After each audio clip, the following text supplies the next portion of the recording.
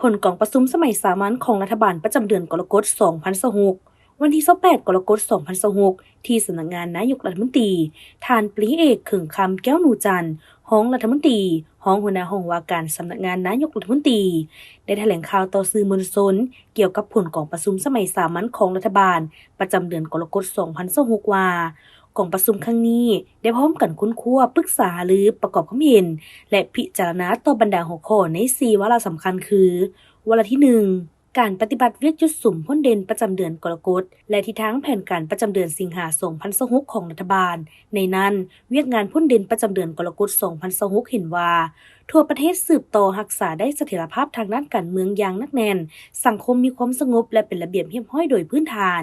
เอาใจใส่เก็บกู้อาวุธวัตถุระเบิดสกัดกั้นและแก้ไขปัญหายาเสพติดแก๊งสแกมเมอร์การลักลอบขุดค้นทรัพยากรธรรมชาติการลักลอบขนเข้าออกเมืองการนำเข้าและนำใช้พาหนะบ่ถูกต้องตามกฎหมายและระเบียบการอย่างเข้มงวดสามารถเก็บรายรับเข้างบประมาณได้ 64% ของแผนการปฏิบัติแผนรายจ่ายงบประมาณได้ 42% ของแผนการสะสมคลังสำรองเงินตราต่างประเทศกุ้มการนำเข้าบ่หลุด5เดือนควบคุมอัตราเงินเฟ้อเฉลี่ยอยู่ในระดับ 7.6%การก่อสร้างปรับปรุงโครงสร้างพื้นฐานเส้นทางขัวการผลิตสินค้ารับใช้ภายในและส่งออกการพัฒนาเวียกงานการศึกษาสาธารณสุขพลังงานไฟฟ้าการส่งเสริมและคุ้มครองการลงทุนการออกใบตาดินการคุ้มครองพัฒนาฝีมือแรงงานการพัฒนาพื้นฐานโครงสร้างการท่องเที่ยวการสร้างและปรับปรุงกฎหมายการแก้ไขปัญหาน้ำมันเชื้อไฟการหันเป็นดิจิตอลและทันสมัยการปฏิบัติคำตัดสินของศาลที่ใช้ได้อย่างเด็ดขาดการเคลื่อนไหวเวียกงานการต่างประเทศการปรับปรุงการจัดตั้งแต่ละคันการประกาศสั่งตั้งตาแสงและอื่นๆล้วนแต่สืบต่อมีความคืบหน้าเป็นก้าวๆเคียงคู่กับผลสำเร็จดังกล่าวก็ยังมีเวียกงานอีกจำนวนหนึ่งที่จะต้องได้สืบต่อปรับปรุงแก้ไขให้มีการหันเปลี่ยนดีขึ้นกว่าเก่าเป็นต้นปัญหาสแกมเมอร์ยาเสพติดอุบัติเหตุตามท้องถนนอัคคีภัยขี้ลักงัดแงะและการสร้างความบ่สงบอยู่ภายในสังคมปัญหาไฟฟ้าตกการสนองน้ำประปาบ่ทันเพียงพอการลักลอบขุดค้นทรัพยากรธรรมชาติการลักลอบขนเข้าออกเมืองปัญหาขี้ลักปุ้นจี้สิงทรัพย์การพัฒนาชนบทและแก้ไขความทุกข์ยากของประชาชนการคุ้มครองราคาสินค้าความตื่นตัวเป็นเจ้าในการจัดตั้งปฏิบัติที่ซี่น้ำของรัฐบาลการพัฒนาปรับปรุงโครงสร้างพื้นฐานเส้นทางและอื่นๆวาระที่2กองประชุมเห็นดีด้านหลักการรับรองเอาผลการค้นคว้าปรับปรุงบัญชีกิจการควบคุมตามกฎหมายว่าด้วยการส่งเสริมการลงทุนโดยลดจาก44รายการเป็น20รายการเพื่อให้สอดคล้องกับท่าเอียงการพัฒนาเศรษฐกิจสังคมก็คือกฎหมายที่เกี่ยวข้องวาระที่3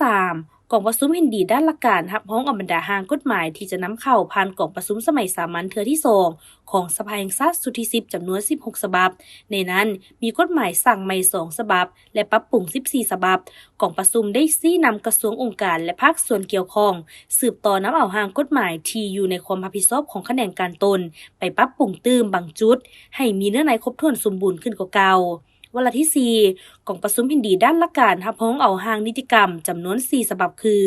1. ร่างมติว่าด้วยการพัฒนาทรัพยากรมนุษย์ที่มีคุณภาพตอบสนองการพัฒนาในเงื่อนไขใหม่ 2. ร่างกฎหมายว่าด้วยการปกป้องเงินฝาก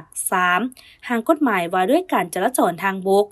4. ร่างกฎหมายว่าด้วยนายทหารกองทัพประชาชนลาวกองประชุมได้ชี้นำให้ภาคส่วนเกี่ยวข้องนำเอาบรรดาร่างนิติกรรมดังกล่าวไปปรับปรุงให้มีเนื้อในครบถ้วนสมบูรณ์ละเอียดจะแจ้งรัดกุมและสอดคล้องกับทิศทางการพัฒนาเศรษฐกิจสังคมในต่อหน้าเพื่อนำเสนอต่อกองประชุมสภาแห่งชาติพิจารณารับรองสำหรับแผนเวียกจุดสุ่มในเดือนสิงหาคม2026รัฐบาลจะสืบต่อเอาใจใส่ปฏิบัติเวียกจุดสุ่มที่สำคัญจำนวนหนึ่งดังนี้ 1. สืบต่อสุ่มใส่รับประกันเสถียรภาพทางด้านการเมืองให้หนักแน่นสังคมมีความสงบและเป็นระเบียบเรียบร้อยในขอบเขตทั่วประเทศแก้ไขปรากฏการณ์ย่อท้อต่างๆในสังคมให้เข้มงวดและเด็ดขาดกว่าเก่าติดตามและตอบโต้บรรดาข่าวบิดเบือนและใส่ร้ายป้ายสีต่างๆการเกี่ยมความพร้อมรอบด้านในการรับมือกับภัยน้ำท่วมเพื่อช่วยเหลือประชาชนเขตน้ำท่วมให้ทันการและปลอดภัย 2. ซุ่มใส่การเก็บรายรับงบประมาณจากแหล่งรายรับที่มีแล้วให้ครบถ้วนเล็งทวงหนี้ต้องรับที่ยังค้างชำระหนี้สินค่าบินผ่านน่านฟ้าและอื่น รวมถึงการเก็บค่าธรรมเนียมและค่าบริการต่างๆอยู่บรรดาแขนงการและด้านสากลหิมห้อนค้นคว้านโยบายกลไกการคุ้มครองร้านค้าปลอดภาษีในตัวเมืองเพื่อกระตุ้นกำลังซื้อของนักท่องเที่ยวสืบต่อค้นคว้านโยบายพิเศษสำหรับการพัฒนาแขวงหัวพันและพงศลีให้สำเร็จภายในเดือนสิงหาคม 2026 3. ติดตามราคาน้ำมันในตลาดโลกอย่างใกล้ชิดและเกี่ยมพร้อมรับมือต่อความเสี่ยงในการขาดแคลนและเพิ่มขึ้นของราคาน้ำมันเชื้อไฟเพื่อรับประกันการสนองน้ำมันให้เพียงพอ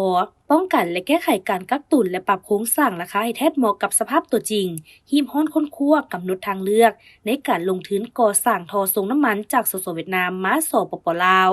แล้วรายงานรัฐบาลในเดือนสิงหาคม 2026สืบต่อสุขยุการปฏิบัตินโยบายส่งเสริมการนำใช้รถไฟฟ้าและพลังงานทดแทนให้แข็งแรงเพื่อลดพรการนำใช้น้ำมันเชื้อไฟเอาใจใส่ติดตามกวดกาความปลอดภัยของเขื่อนและบริหารจัดการน้ำในเขื่อนสร้างแผนรับมือต่อกับปัญหาไฟฟ้าตกไฟฟ้าดับที่อาจจะเกิดขึ้นปรับปรุงแก้ไขปัญหาสายไฟฟ้าหม้อแปลงสายเคเบิลที่มีอายุการใช้งานหลายปีเพื่อป้องกันการเกิดอัคคีภัย 4. สืบต่อสุมใส่ซ่อมแปลงบรรดาเส้นทางหลวงแห่งชาติและเส้นทางหลวงท้องถิ่นที่อาจได้รับผลกระทบจากภัยพิบัติทางธรรมชาติเด็ดขาดบ่ให้การสัญจรถูกตัดขาดและก่อสร้างบรรดาเส้นทางที่กำหนดในแผนแล้วให้มีความคืบหน้าไว้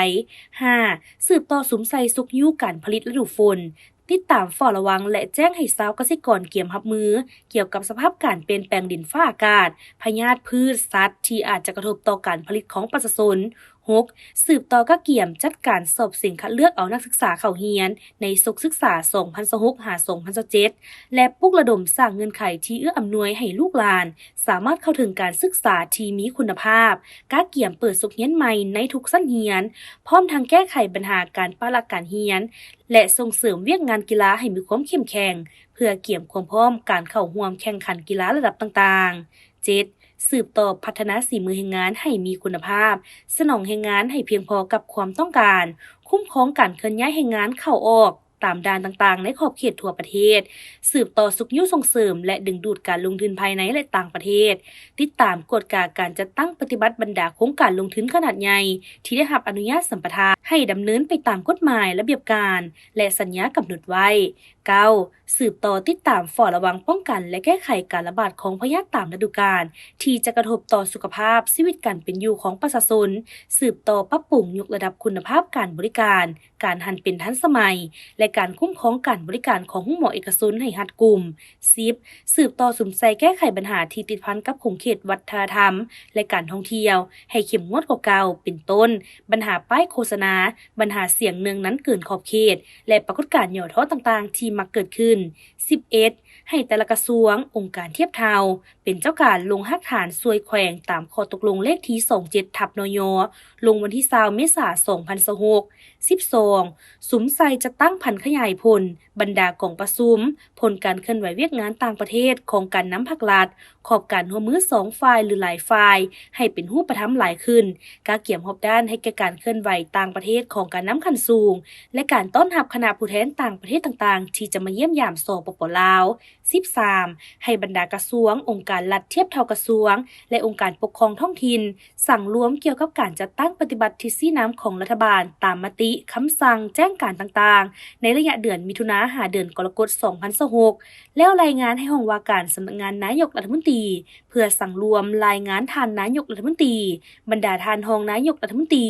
ผู้ซี้นำได้รับทราบและมีที่ซี้นำ 14. สุมใส่กะเกี่ยมหางกฎหมายต่างๆที่จะนำเข้าพิจารณาในกล่องประชุมสมัยสามัญเทื่อที่ 2 ของสภาแห่งชาติสุดที่ 10ให้รับประกันทางด้านเนื้อในและทวงทันเวลา 15. ให้กระทรวงเกี่ยวข้องสืบต่อกะเกี่ยมและปรับปรุงเอกสารที่จะรายงานต่อกล่องประชุมกรมการเมืองศูนย์กลางภาคในต้นเดือนสิงหาคม 2026 นี้